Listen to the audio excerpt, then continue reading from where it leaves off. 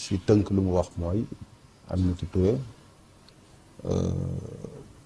li mu wax yàqul deru Mansour Faye parce que ñu bëri dañuy def confusion mooy diffamation ak diffusion de fausses nouvelles. Diffusion de fausses nouvelles mooy nga génn loo xam ne amul nga génn ko sa gémmiñ wala nga jaarale ko si ay médium wala yu ni mel. Par contre diffamation nag mooy nga wax loo xam ne dafay yàq l'honorabilité dafay affecter l'honorabilité de la personne si olof mooy maanaam yàq deru nit. Aminata Touré terme bi mu utilisé woon mooy Mansour Faye dafa bokk si ñu def carnage financier maanaam caxatee alalu réew mi. Donc bu ñu demee tribunal ne ko yàqoo deru Mansour Faye dañ siy def ñaari jàngat bi njëkk mooy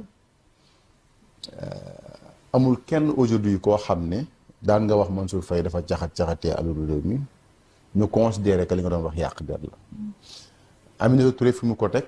je pense que ses avocats wax nañ ko mooy ne dafa am un rapport dans le rapport de la Cour des comptes jëm si wàllu Covid-19 effectivement daf si am page yoo xam ne dafa doon wax si wàllu surfacturation si wàllu ceeb mooy à la page 101 ak 102 Cour des comptes dafa wax ne dafa am lu tolloog 2 milliards 749 millions plus de 2 milliards 749 millions et poussière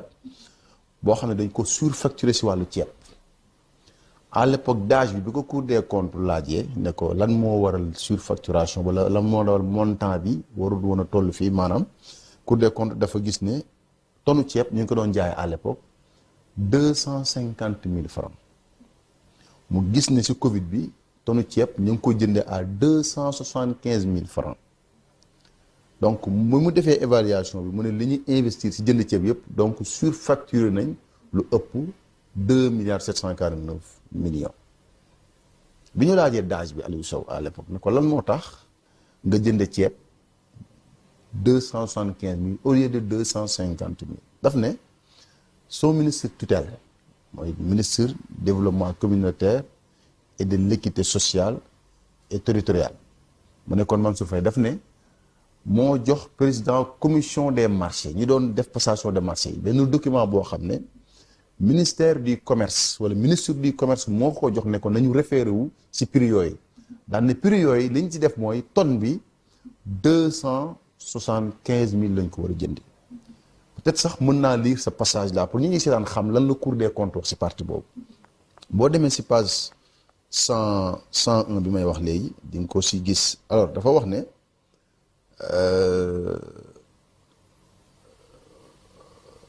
je pense waaw moo nekk nii mooy page 100 dafa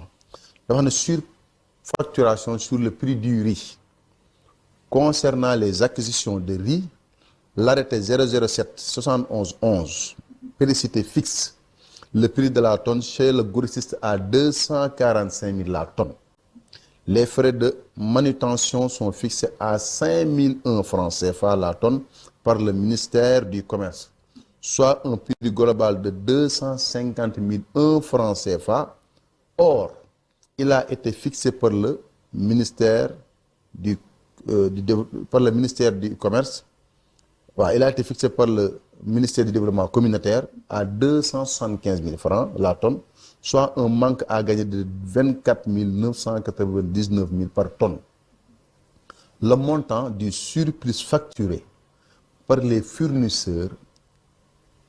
qui s'établit à 2 milliards 749 millions 927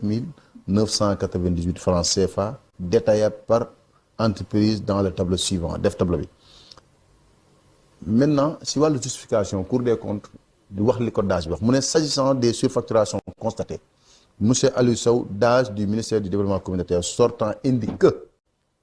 les prix sont fixés par les vendeurs ayant répondu à l'avis de commande. Toutefois, le ministre du Développement communautaire et de l'équité sociale et territoriale avait remis au président de la commission des marchés un tableau produit par le ministre chargé du commerce qui retraçait les prix des denrées pour que la commission l'utilise comme document de travail. Dans ce tableau,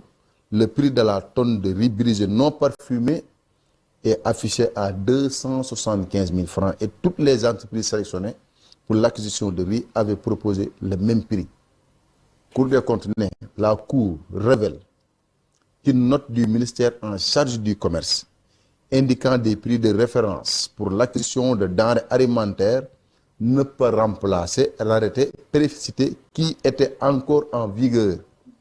Par conséquent, le surplus facturé de 2 milliards 749 millions 927 488 au titre de la commande de riz brisé non parfumé est établi. Maintenant, il donne une recommandation. La Cour demande au garde des Sceaux, ministre de la Justice, de faire procéder à l'encontre de M. Aliou Sow. Il faut bon être Aliou Sow, directeur de l'administration générale et de l'équipement sortant du ministère du Développement communautaire, de l'équité sociale et territoriale, à l'ouverture d'une information judiciaire sur la facturation sur le prix du riz pour un montant de 2 749 927 498. loolu mooy document bi Cour des comptes wax ci rapport bi maanaam boo ko doon tënk DAGE bi daf ne document boobu mu utiliser moom ba ñu mën a def marché yi ba mu àgg ci montant boobu Mansour Faye moo ko jox donte cité wuñu Mansour Faye mais bu ñu nee ministre du développement communautaire dañuy xam ne Mansour Faye la donc Mimi Touré ci foofu la sukkandiku dès l'instant que la Cour des comptes constaté na ne am na ay surplus maanaam am na luñ jël lu ci bokkul wala ëppal nañ 2 milliards te DAGE bi nee na document bi mu utilisé ba loolu mën a am Mansour Faye moo ko jox Mansour Faye nee na ministre du commerce moo ko jox léegi la question mooy lan est-ce que Mansour Faye moo fautif wala est-ce que DAGE bi moo fautif alors da ngay gis ne ci rapport bi Cour des comptes DAGE bi la wax nañu ubbi une information judiciaire topp ko man nag je reste sur ma faim sur ce rapport si pàcc bi xamul tax man dama jàpp ne buñ Mansour Faye ne bu DAGE bi ne ministère du ministre son ministre tutelle Mansour Faye daf ko jox benn document bi mu ngi ko jëlee ministre du commerce waroon nañoo laaj ministre du commerce fan nga sukkandiku ba jël document bi alors que am na benn arrêté buy fixer les prix de la tonne du riz à 250 000 franc CFA fan nga ko teg mu expliquer mais Cour des comptes quand même peut-être moom li muy xool danaan texte yi moo nekk en vigueur la responsabilité c'est le DAGE bi moo wër woon a di jël document boobu di si référé wu dès l'instant que am na document de référence mais est-ce que aujourd'hui bu ñu gisee DAGE yi ni ñuy doxee est-ce que ministre dina ñëw jox ko benn document ne ko référé wul fii mu bañ am na sañ-sañu bañ boo xoolee sa moo tax Cour des comptes DAGE bi la épinglé parce que comme ni ñu koy waxee si olof bu la waxoon taxawal si xale yi doo fi taxaw parce que xale yi day lakke donc DAGE bi bu ko ministre du commerce son ministre tutelle joxee benn document am na sañ-sañu ne ko document bi du ma ko utiliser parce que nag document bi nekkul en vigueur. yaakaar ni Mansour Faye moo ci gën a fës rek mais affaire bi benn genre groupe la. non ñoom ñëpp la parce que Mansour Faye aussi dès l'instant que mu tamit c'est un ministre. bu fekkee c'est vérifié que document bi mu yor c'est authentique moom tamit war na xam ne document boobu warul def foi devant le DAGE. bu fekkee moo ko jox commission des marchés Mansour Faye dañ ne moo ko jox commission des marchés. donc foofu lañ sukkandiku mais grosso modo li ñu mën a tënk mooy aujourd'hui dañuy jàpp ne décision bi justice jël weddiwul na Mansour Faye participer na ci carnage financier boobu. parce que dès l'instant que moom weddiwul na joxe na benn document boobu lañ sukkandiku pour mu mën a am surfacturation. aujourd'hui yàqul dara et jàngat bi ñu ciy def mooy aujourd'hui est-ce que Mansour Faye mën na rëcc dans l'avenir. loolu lay wax ci parlant de rëcc sànq yaa ngi doon wax rapport Cour des comptes. ñu gis ni fan yi passé ku nekk mu ngi doon génne ay rapport suite bi lan la en fait parce que gouvernement bi fi